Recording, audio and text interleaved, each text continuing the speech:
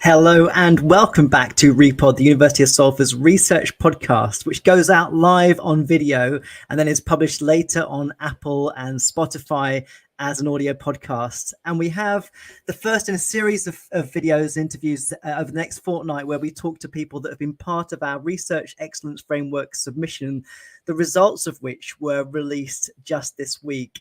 So we'll be talking to a number of our staff that have been particularly involved with the impact case studies. These are stories that tell the impact of our research over a long period. And it's wonderful, partly because these are incredibly exciting case studies that talk to the importance of making sure that our research gets out there into the wider world and makes a difference within the community and often globally too. And I'm delighted to be joined by one of our case study leads today, who is hopefully on the stream in a moment. We've got Brendan joining us. Dr. Brendan Williams. Good morning. How are you, Brendan? I'm good, thanks, Andy. How are you doing? Yeah, good. This is really a fantastic week. We are also, as always, with the podcast experimenting, and we've had a bit of experimentation leading up into this interview, particularly with the audio, and we'll see if it works out well for us. But We're going out live on LinkedIn, the University of Salford's LinkedIn account for the first time, which is fantastic. So we're across 8 channels today: Facebook, LinkedIn, Twitter, and YouTube. And it's great to start off with something so creative. So Brendan, tell us a little bit about who you are and what you do at the university. So, I'm the program leader for creative music technology. That's a pretty sizable undergrad music program. So we're kind of tied into the whole of the music department, but what we do in that program is focused, as you might imagine, around the use of technologies, whether it's to create music, to write music, whether it's working with audio for media, kind of film soundtrack or sound design, Foley, and then also, of course, recording music. So we've got a really nice suite of studios over in the new Adelphi building, and a lot of students kind of working with internal music students, and also bringing in external performers into the studio. So that's the day job. And then outside of that, I've for many years I've worked as a producer engineer, and worked on a lot of really interesting album recording projects, and I continue to do that. And that's what forms the core of the research, and obviously the core of this impact case study that we put together. I mean, certainly I feel like I've been lucky to sort of grow up in the era where practice as research has really begun to flourish and be recognized and celebrated. And I think what's particularly interesting, speaking to people like yourselves, is to understand that connection. I think how you connect your own creative practice to the research. So tell us a little bit about the journey, because I imagine the music came before the research. So tell us a bit about that. Yeah, absolutely. And it still is something that runs in tandem. Let me think back. Okay, so this particular study is focused on the work that I've done with Go-Go Penguin. So Go-Go Penguin are ostensibly a jazz trio. They kind of look like a jazz trio on stage. Going back further, I did a lot of records with a Manchester-based label called Gondwana that's run by Matthew Halsall. So Gondwana initially started out as a fairly straight-laced jazz label. The premise was, let's make some records that sound sonically and also musically that kind of reference this golden age of jazz recording. So we were getting out of the kind of typical studio environments that were around Manchester, and we were working in big acoustically supportive spaces. So I was having delusions of grandeur, thinking I was at 30th Street Columbia Studios in the 50s or something, or Rudy Van Gelder's studio in Englewood Cliffs. That was the sound we were trying to get. So I spent a long time developing that practice and just getting good at making jazz sound right. And then this band Go-Go Penguin came along, and their influences, although they played acoustic piano bass drums, their influences were way broader than kind of blue and all of those amazing but admittedly pretty old classic jazz recordings. So they were listening to lots of electronic music. They were listening to lots of contemporary classical music. And, you know, I felt really strongly that recording those guys in a traditional jazz environment would be a bad call. So we started taking them into studios where I'd been working on, you know, pop, rock, proggy, weird stuff. So we went out to Wales and did it in a studio up there called Giant Wafer initially, and just sort of changed the practice of recording jazz, really. Like we really sort of tried to turn things on the head, get as much separation in the capture as possible so that we could process and re-amplify, and just approached it in a very, very different way that didn't feel unnatural. You know, it wasn't kind of calculated that it would become research worthy. But, you know, it became clear to me and to people that I was working with, and I've been really well supported by people like Professor Alan Williams and Joe Scott in our department, who really helped me to understand how it could be, well, that it was research and how it could be framed as research successfully.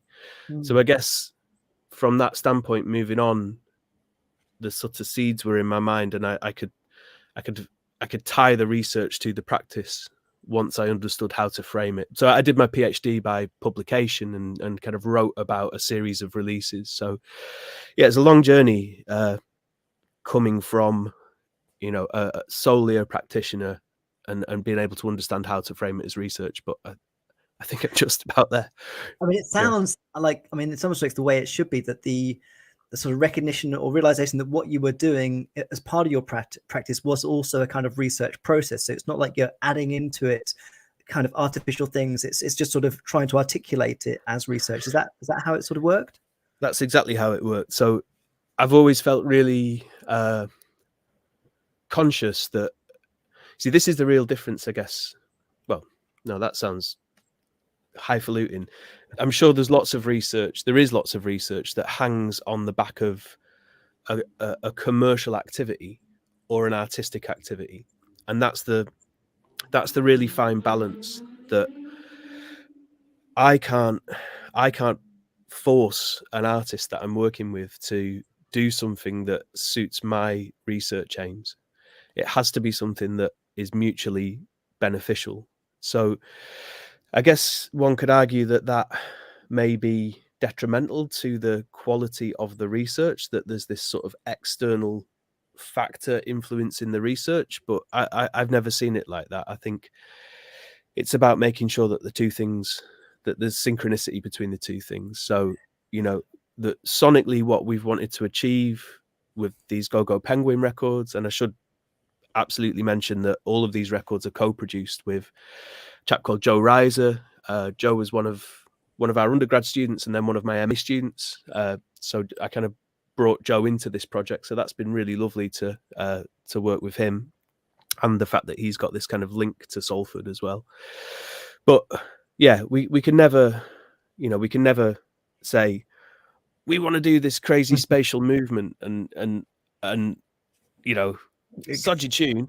Like, it's gotta be like, it's gotta be mutually beneficial. And but actually the more we do things, I think the more they've seen how that can function. So we've done all kinds of nutty things with binaural dummy heads, and like the last full-length record we did, we brought 3 binaural dummy heads into the studio and kind of had one for each member of the band, and they were all used in very, very different ways. So they've kind of got on, you know, completely on board with that, and been really tolerant of these dummy heads. We just did an EP at Real World Studios in Bath, which is Peter Gabriel's kind of amazing complex, and again use these dummy heads.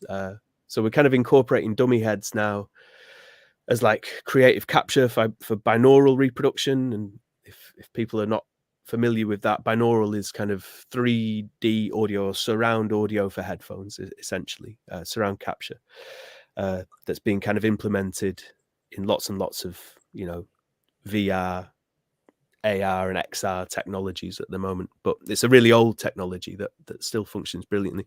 But we're incorporating that with also kind of height capture for Dolby Atmos representation.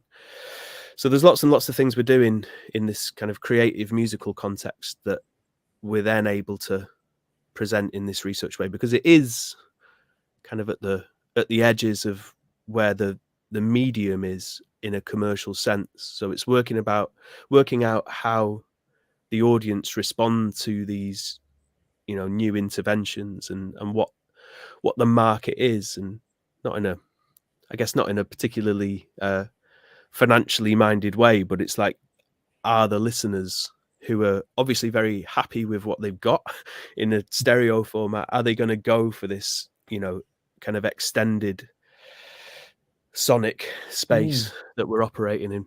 Yeah. I mean, it's so interesting. There's so much of what you've said that I think is absolutely fascinating. And I want to pick up on particularly on the idea of how you work with your kind of practitioner base, because I think that you sort of mentioned that it's not sort of always necessary for research, or typically, traditionally, I think hasn't been for research to sort of think about the impact on that community. And I think that's changing so dramatically. I think that increasingly research at its most basic level, it has growing expectations to find communities of users, beneficiaries that can have some relationship and conversation with researchers in the process of its creation. So in all honesty, I think that the way you've done it is actually how all research should take place, and it's a big step for many people to find that way into it. But obviously in your case, if you're developing something that then has no utility for the practitioners, then what's its purpose? So it's I think a great model. And I suppose what interests me partly is also how the artists themselves sort of find a way into making use of what you're doing. So how do you sort of broker that conversation? I imagine it sort of comes out of you being kind of authentically part of that community, and you have a dialogue between the practitioners and yourself. Yeah, absolutely. I think that's the word, that is this notion of community, and it's a notion of culture as well. Like, there's no kind of faking that, you know. I think that whereas artists and bands are always really interested in the potentials of new technologies, this relationship of producer engineer, when you enter into that relationship, you know, we're going to go off and do a residential recording trip, and we'll live together for 2 weeks and eat together, and, you know, and you effectively like join the band for that period. So just because you've got this new whizzy sound technology doesn't get you in the door, you know. It's about what that can do for them. And I guess there are some nice examples of that. There's a track on the last album that we did called Don't Go, which is the final track on the record, and as the track finishes, we sort of physically walked a dummy head on a pole away from the piano through the doors of the studio. And, you know, it's quite a sort of quite an obvious, you know, use of this technology, but like to give the listener a sense that they're physically walking away from the piano and out of the studio, and then, you know, the door kind of shuts behind, and that's the end of the album, you know. So it's a very sort of literal use of this technology where you you kind of put the listener in the player's perspective or somebody else's perspective. So I think when we've got things like that, that's a really easy that gets a really easy buy-in, you know, because it's conceptually linked. Yeah. So there's a kind of conceptual link between the reason that we're using this technology and the music that they're making. But then I guess the next bit of it it's not harder to grasp, but what we're trying to do with the kind of spatial technologies is support compositional gesture. So where we hear or we kind of feel a compositional gesture, and what I guess we mean by that is composition sort of has a shape. Parts of songs we can sort of see as a shape or as a sort of line in space, if you will. So we try and use the spatialisation to reinforce this, you know. So if we can, obviously, like traditionally you can move from left to right and then we can push things back and forwards, but now we can kind of move things around the backs of our heads, and do all kinds of interesting things. I mean, perhaps this might explain this a bit. I won't necessarily. So this is like I will play it, Andy. That would probably make more sense for people rather than me rabbiting about it. That audio okay? Yeah. Yeah, good.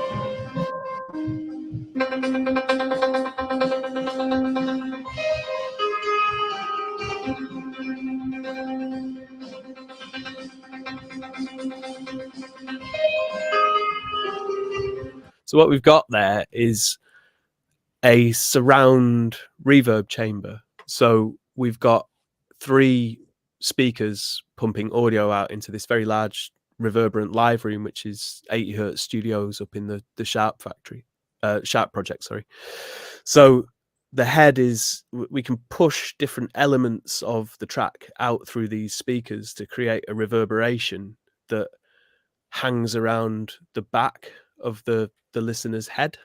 So we've got this kind of sense of envelopment within a space.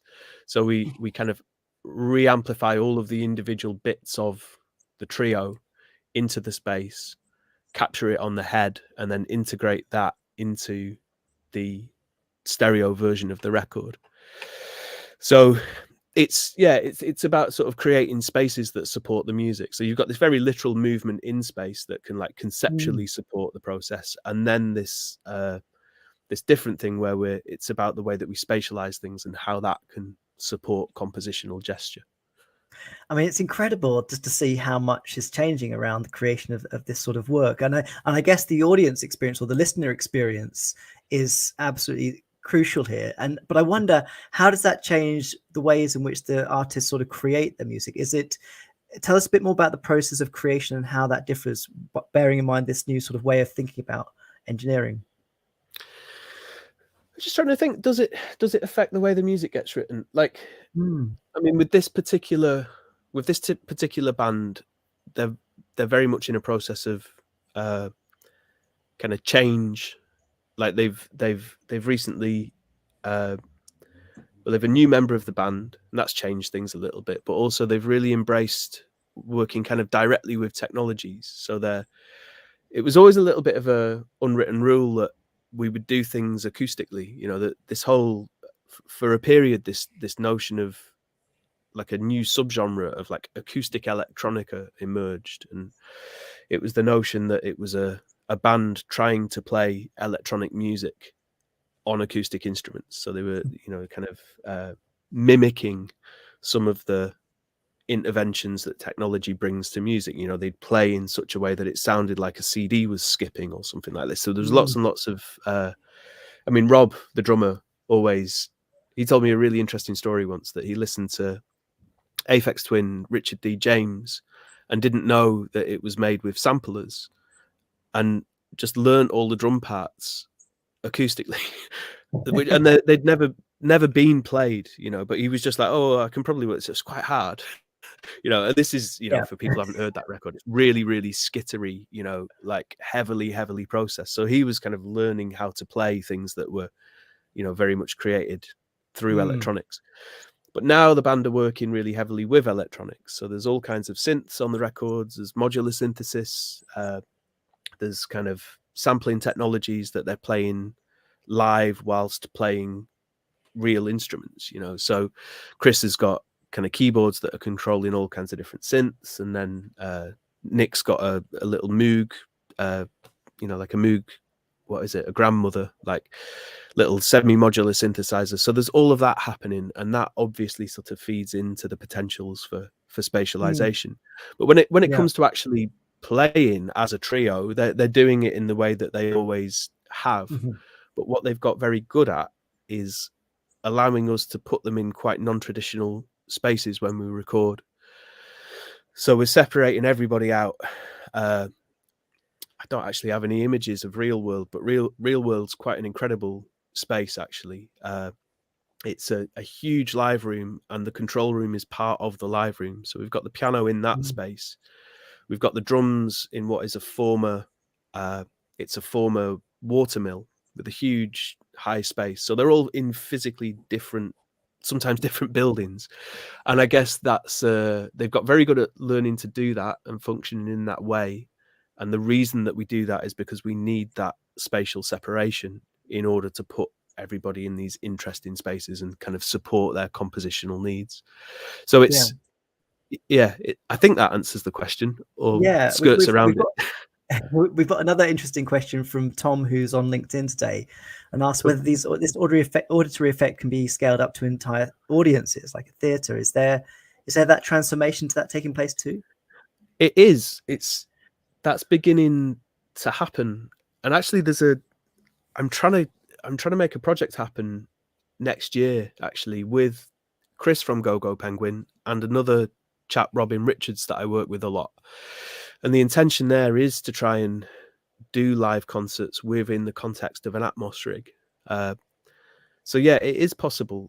The difficulty is if you're going to kind of play with these spatial processes and you want to put an audience inside a rig, you need to be in an extremely dead space, acoustically dead space. Mm-hmm.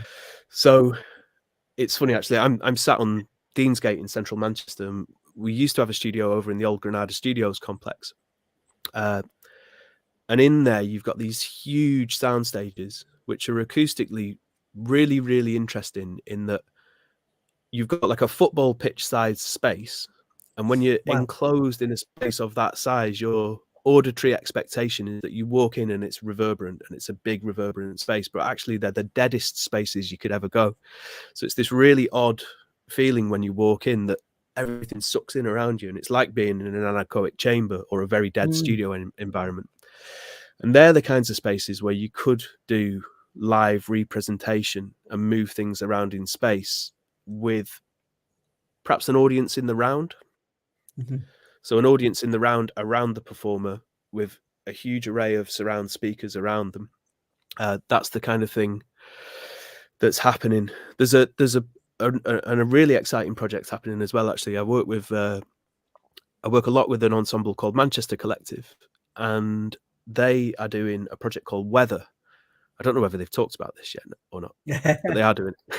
But again, Joe, that I work with Go Go Penguin, he does all of Manchester Collective's live sound, and he's doing this project. I feel terrible now. I've forgotten the name of this chap. Chris. He's an incredibly well-respected field recordist called Chris, and he used to be in Cabaret Voltaire and has done all kinds of amazing stuff with the BBC. But he's captured all of this amazing kind of naturally occurring sound, and they're going to present the concert in surround with a huge surround rig, and they're going to tour that as well. So there's like lots and lots of considerations about taking a rig like that on the road and making it feasible. So yeah, it is happening, and more it's happening. There are spaces that are being configured to be able to do that kind of thing. I mean, it sounds like a fantastically exciting area to be working in as a practitioner, as a musician, a producer, and as a researcher. And I wonder, sort of thinking back to your impact case study, what sort of, I guess, has been the most sort of enjoyable aspect of it? Is it seeing the impact on the audiences or the audience experience, or tell us a bit about what you've really kind of got out of it as a researcher, I suppose? Oh yeah, I think that is the. I mean, the most exciting thing about it is the quality of the work that gets produced. Like, I feel really, really sort of grateful and humbled that I've always, I've maintained this relationship with the band, because, I have to like cede 95% of that success to them. It's brilliant music and they're amazing performers. There's no point making. I always, I say this to the students all the time. Nobody wants to listen to amazing recordings of terrible music. Like, it doesn't, it doesn't really float.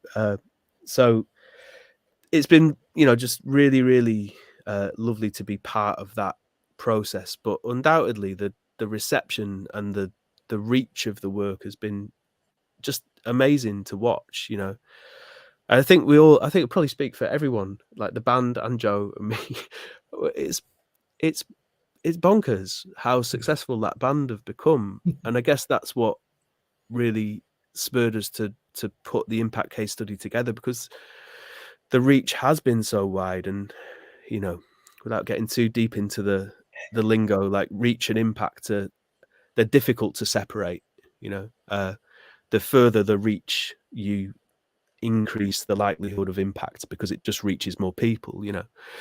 But yeah, I mean, I guess when that band got the Mercury nomination in 2014, that was a real surprise, and that just catapulted things. It was, I really couldn't believe that. Joe Fomian told me, and I had to phone him back 5 minutes later.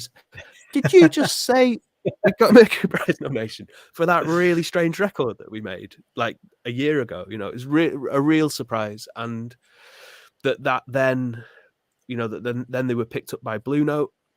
That just was huge, and Blue Note, as a subsidiary of kind of Universal and Decca in the States and in Europe, it just, it meant that we had like a budget, which was really good.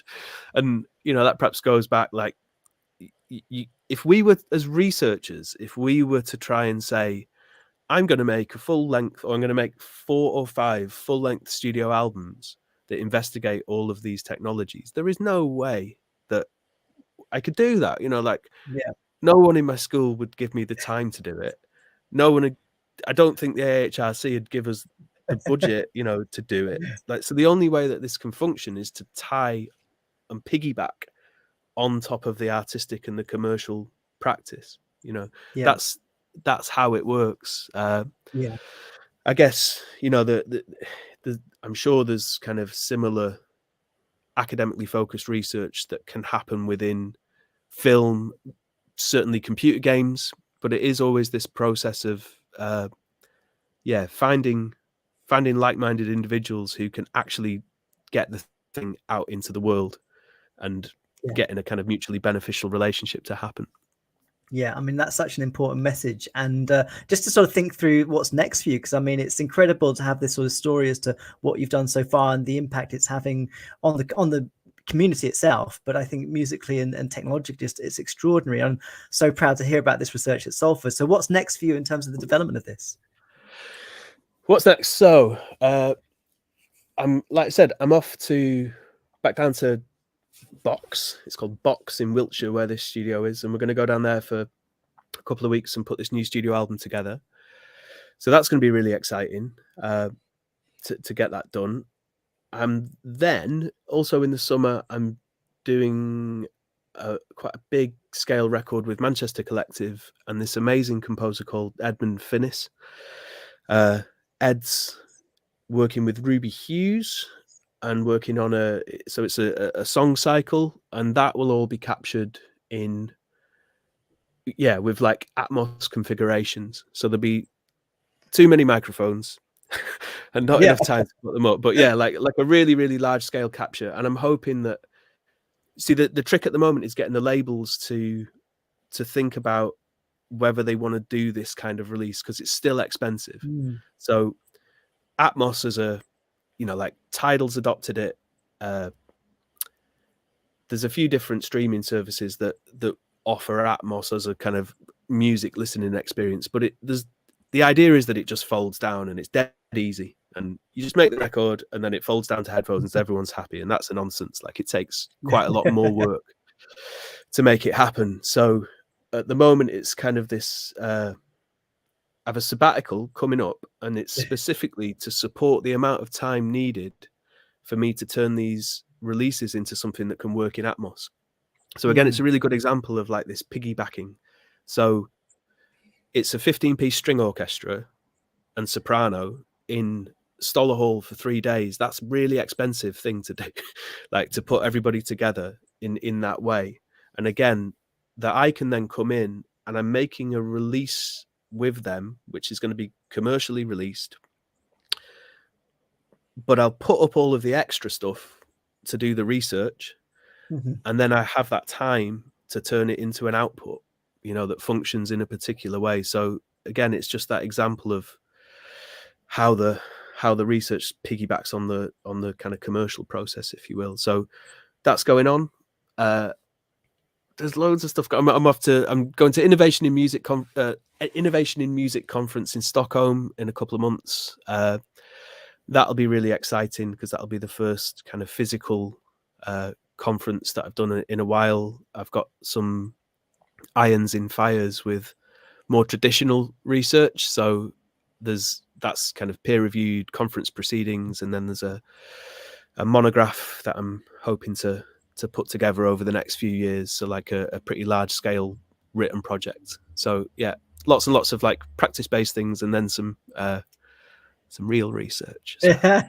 It's all real research. I mean, it's amazing to hear this, Brendan. We unfortunately are out of time. I thought we were going to hear some more music, but sadly we've run out. But it's it's wonderful to hear these stories, and I think certainly in terms of bringing together a real understanding of how research connects with its beneficiaries, it's just a fantastic example of how to do it, really, and just how crucial it is to sort of be authentic in that as well. You know, it's not something that you can just sort of jump from one thing to the next. There's a kind of deep lifelong commitment really to it, which really comes through in how you speak about it. So, and then the other thing that just struck me is that I just feel like there's lots of ways of hearing that I haven't experienced yet that your research and your outputs are just making possible. So I really look forward to seeing what comes next and hearing what comes next particular. So well, yeah, the thing to have a listen to if people do want to kind of hear some of these techniques is certainly the last record that we did, which is just a self-titled Go-Go Penguin record with the white cover. That's got quite a lot going on. Yeah.